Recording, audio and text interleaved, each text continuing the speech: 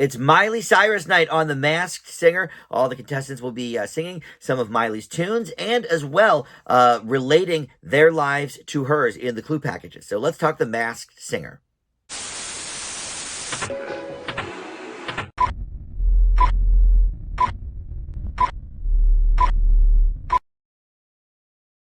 Hey guys, Dan here. This is Dan Reviews It. Welcome to my recap and reaction video for The Masked Singer. We are in Group C, and 4 singers will become 3 by the end of this episode and move into the Group C finals next week, and then one of those will move to the quarterfinals the week after, or what have you. So we still have the Royal Knight, Sherlock Hound, Ice King, and Strawberry Shortcake left in Group C, and they all will be telling us about their relationship to Miley and singing one of her tunes.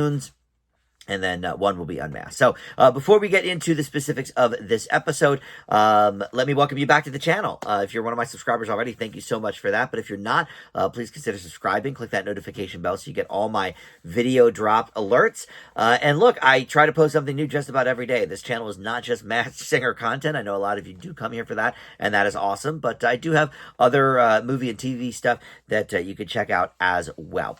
And most importantly for the Masked Singer videos, though, is the comments. You guys really sort of set my mind in motion last week. I was really only sure of one of these, and I'm still sticking with that particular guess, which is the Strawberry Shortcake. But the other 3, I think you guys have put me in a different direction on. I really was just floating out here aimlessly, and I made free mention of that last week, that I needed your help in the comments, and you guys definitely came through. So I've got some ideas for who was under these masks. So let's get to this week's episode. Party in the USA was sang by all of the remaining contestants in Group C to kick off the show. Great tune, of course. One of her biggest, right? But she's got so many big songs. And so first was the Sherlock Hound, and he said that Miley is known for her free-spirited, for being free-spirited and fun. And when I was younger, I ran wild, crazy, and free, always gunning for a challenge. We see Sweet Tea at that point with a stack of sugar cubes. I found myself in the bullpen, and we see an actual, like a model of a bull at that point, to break an almost century-long curse. Many had come before me and failed, but with a lot of men behind me, I broke the curse. And I reinvented myself afterwards like Miley, but I never forget where I came from. All right, so he sings Used to Be Young, and then the post-song clue every time is something that relates them to Miley specifically. And here we see a long blonde wig, and he says, Hannah's not the only one with long hair. And then he gave us another clue as well while the panel was guessing. So the panel guessed Adam Levine or Johnny Resnick from Ken. Jenny was thinking Scott Stapp. Rita thought it might be Hosier. He does have a great song called Too Sweet, which would make sense with the T. And then Nate Roos was the guess from Robin. He's the lead singer of Fun. He had a great duet with Pink called Give Me One Reason. Or Just Give Me a Reason, whatever it was called. But his clue while the panel was guessing, while Jenny was talking about Scott Stapp, he said, hey, Jenny, just to let you know, your husband loves me. So last week, I really was lost. I didn't like any of the panel guesses, but I assumed that this was some sort of athlete, specifically a baseball player, because Barry Zito from season 3 was this person's masked ambassador. So, going over and over about, okay, I don't really know sports that well. It would have to be somebody I really would know to be able to guess him. I don't even remember who I guessed last week, but I'm sure it was terrible. I guessed somebody from the Diamondbacks. That's what it was. Paul Goldschmidt. So, because there was a diamond last week in that clue package, so I thought maybe. All right, but you guys in the comments, a lot of you said this dude Bronson Arroyo, who I've never heard of in my life. So looked him up a little bit to see how I could match him to any upcoming clues from this week. And so when he said about the I found myself in the bullpen to break an almost century-long curse. There are 2 very long stretches in baseball between World Series wins. The first one that came to my mind was Chicago Cubs, but that's actually more than 100 years. I believe that was 1908 and 2016. So that actually was more than 100 years. So he said almost century-long curse. And that leads me to the Boston Red Sox. And from, just looking up Bronson Arroyo from last week, I saw that he was not only on the Boston Red Sox, but he played in their big World Series win that was 90 some years in the making, 94 or something years in the making. So yes, he did that. And also, Boston Red Sox, Donnie Wahlberg would love him because the Wahlberg family all comes from Boston, right? So all of that made sense to me. The sweet tea and sugar cubes, I'm not sure what that has to do with it. But he did play, I think, for a year in the Diamondbacks as well. So I saw that when you guys recommended him. So I have to go with you guys. I've never heard of this person, but I think all the clues do line up. I'm going to say that Sherlock Hound is Bronson Arroyo. But we won't know. He did not get voted off this week. So let's move on to the Ice King. This is the one that was voted off. So we'll go to the take it off and then do the other two competitors. He said, Miley and I both know that the media can be cruel. And this year, I've been part of a firestorm of press. We see a spider at that point. He says, I told my truth to the world and instantly regretted it. And he's holding up a Hollywood paper that has like a crack in Hollywood, sort of like, a split from Hollywood, divorce from Hollywood. I begged them to pull my story, but it was out of my control by then. I was frozen. But I saw how people could relate, and the weight lifted. And we see a box that he's carrying that says lost and found. I worked hard to put everything behind me, and I want to thank you for those that have stood behind me. So the song was Midnight Sky, a great Miley song, underrated. I don't think it was a huge hit, but very, very good song. And so the guesses from the panel are pretty much what they said at the end of the show. So I'll just go to that. But the post-song clue is the Teen Choice Award, and it specifically said 2008 on it. And he said that Miley and I have both had this in common. We've both won Teen Choice Awards. All right, so as it's revealed, the Ice King is going home. Let's go to the final guesses. Rita thought it could be Shia LaBeouf. Right before the take it off, she said, well, clearly my guess is wrong. I guess she thought other people maybe had better guesses. But Shia LaBeouf certainly has had a whole firestorm of controversy over the years. This year specifically, I'm not sure. But Ken went with Joe Jonas, doubling down on what he said last week. Jenny was between two names, Drake Bell and James Franco.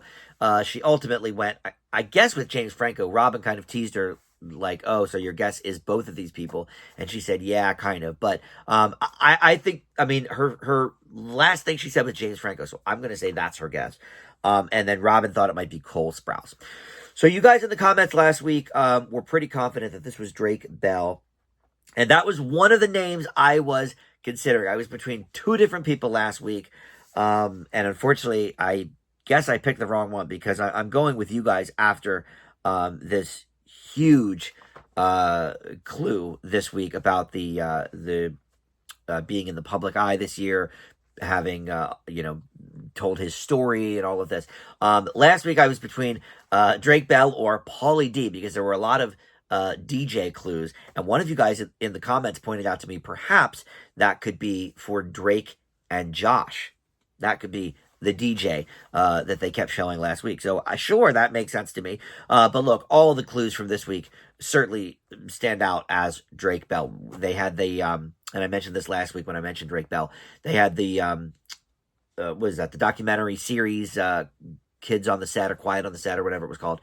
And, they were about all the Nickelodeon kids that, had a lot of heavy things happen to them and what have you. And Drake, kind of came out on his own and said, look, here's my version of events. Because of course he had his own troubles with the law, after his success. So yeah, look, I didn't look it up, but I'm sure he probably won a Teen Choice Award, like Miley. I'm going to go back to I'm like Jenny. Jenny was between Drake Bell and James Franco, picked the wrong one with James Franco. Last week I was between Jake Bell and Pauly D, and I picked the wrong one. But no, I'm with you guys on this. I believe that this is Drake Bell. And I'm not gonna. We'll do the take it off, but there's still 4 minutes left in this show. Usually there's only like a minute and a half left once they do the unmasking. So I don't know if he's if it is Drake Bell, if he's gonna tell a little bit about his story or whatever. But we won't really focus on that. We'll get back to the rest of the competitors. But let's see, is this Drake Bell? It is. Oh, he looks very serious. He does not look happy. All right. Interesting. Is he not? Oh, now he's smiling. Okay. All right. Maybe he was unsure of how the audience would react to him. Look, he even says in that clue package that a lot of people were not on his side with certain things. And, wow. See, Jenny's admitting it now. She went with James Franco. She said, I should have went with my gut. All right. All right, they're talking about how much they love him. Nick called him Brother Jake. Yeah, or Brother Drake. I guess Drake probably was on Wild and Out at some point, right? I mean, Nick's worked with a lot of those young actors of the early 2000s, either with Wild and Out or one of his other projects. So he probably has worked with Drake Bell before, right?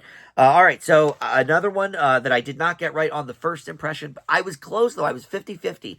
And I picked the wrong darn one last week, unfortunately. But all right, so that's another one in the can for that. Now we get to the strawberry shortcake. This is the only one last week that I was sure of, and I'm doubling down on my guess from that. She says I'm as close to Hannah Montana as one could get.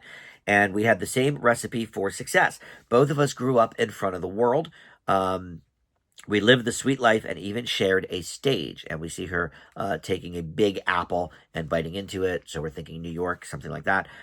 We've hobnobbed with the same famous brothers and leaned on each other when we broke their hearts. And we see a poison cup, like a cup with a poison symbol on it at that point. And she sings Wrecking Ball. I would say that's, well, maybe now with Flowers, I don't know. But Wrecking Ball certainly is Miley's sort of standard, biggest hit or most known song. But Flowers was so huge. I don't know now, but Wrecking Ball is still certainly associated with Miley. And then her clue was boxing gloves. She said, Miley has always been in my corner and even was by my side when I made my debut. So this is somebody obviously in the same age range as Miley. And the famous brothers, I don't know. Is that the Jonas Brothers? Perhaps. But she said about the sweet life. So is it the Sprouse Brothers? Maybe. But anyway, the guesses from the panel, Chloe Fineman from SNL, that was Ken's guess. And we know she can sing. And Miley was a guest on SNL, Chloe's first season. So, okay, she has definitely shared a stage with Miley. And you could say was by my side when I made my debut, since it was her debut season of SNL. I didn't actually hate that guess. I don't think it's right, but I think Ken actually had a good one there. He didn't go crazy. Rita thought it could be Hillary Duff. When is Hillary Duff going to do this show?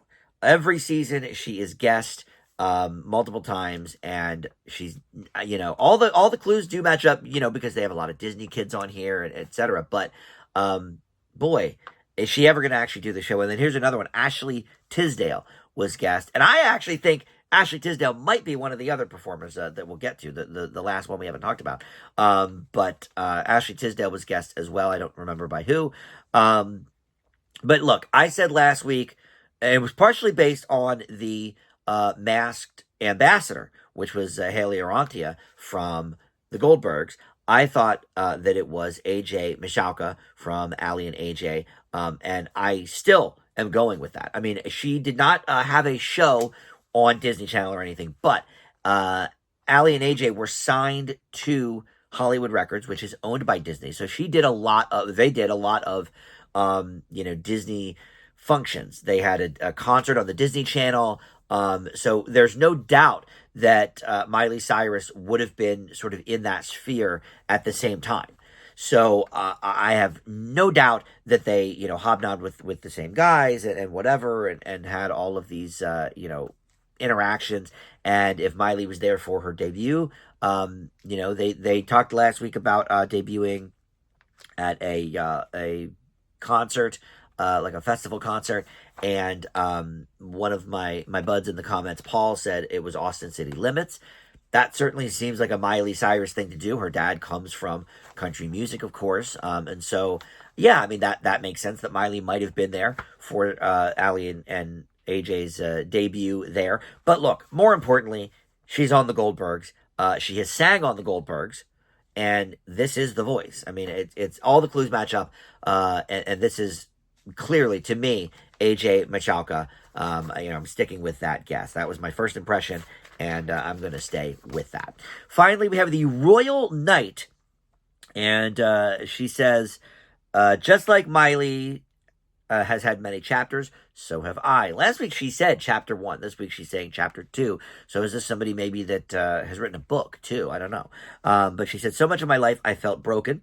A series of betrayals and heartbreaks left me feeling shattered. And we see some scrubs at that point. She says that everything was my fault, but love was out there for me. However, it was a battlefield. And now my man is my North Star, and he calls me his warrior. So I was almost in tears when I saw my knight costume. We saw a Gumball at that point, too. We'll remember that Gumball was Scott Porter, the runner-up last season. She sang a song that I was not familiar with. I had to look up if it was like a really new song or something. It's from 2010. It's one I'm not that familiar with. When I Look at You, it's called. I've probably heard it because I feel like I've heard most of Miley's albums in full, but it wasn't one that stuck out to me. It was a fine performance. But her clue was a Nashville road sign. And she said, Miley and I love a party in the USA, of course, but I think we would both prefer a Nashville party. So that gives us, perhaps some country vibes. All right, the guesses from the panel. Amanda Seyfried was mentioned by, I forget who. Maybe Robin, I don't remember. But Jenny said Jennifer Love Hewitt. That's not a bad guess. And she can sing. We know she can sing. She had a couple of minor hits in the late 90s after her success on Party of Five. And, she certainly played a doctor in something or other. And now she's or maybe she's not on 911 anymore. But then she became the phone operator on 911. Dispatcher, whatever. So Kate Hudson was guessed by, I think, Ken.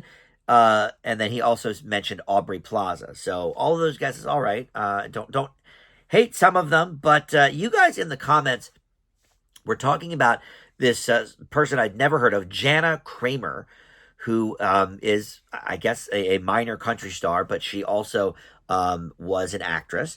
And she was on One Tree Hill. Never saw that, but a lot of people love that show, of course.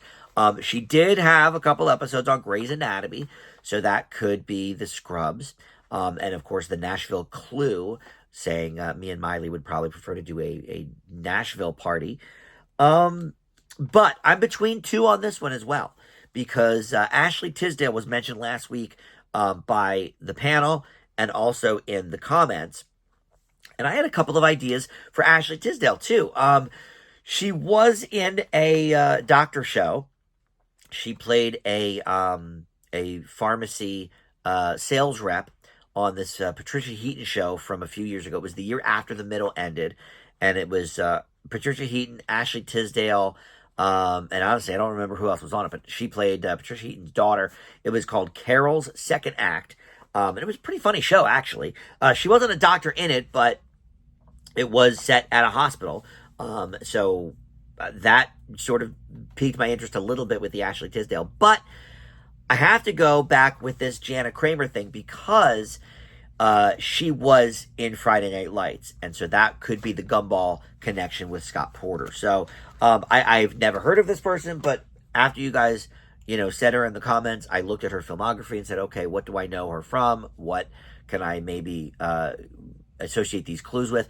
And once I saw that Scott Porter clue, I thought, I don't know that I could associate Ashley Tisdale with Scott Porter, but Jana Kramer was on Friday Night Lights, so that makes the most sense to me. So I'm still a little split on this. I think it might be Ashley Tisdale, but I will go with the majority of you guys in the comments because I think more of the clues match up for this Jana Kramer. So I will go with that. All right, so that's it. For me, Strawberry Shortcake is still the clear leader of Group C. I believe that she will enter into the semifinals in a couple of weeks. But we'll see what happens. I mean, the people that are left are certainly not slackers in any way. Bronson Arroyo, if that's him, he definitely sounds. One of you put in the comments Darius Rucker, and I kind of did hear that last week. I didn't quite hear it this week as much, but Hootie's got a very, very sort of specific voice, and this isn't quite it, but he does have a similar like tone. So I don't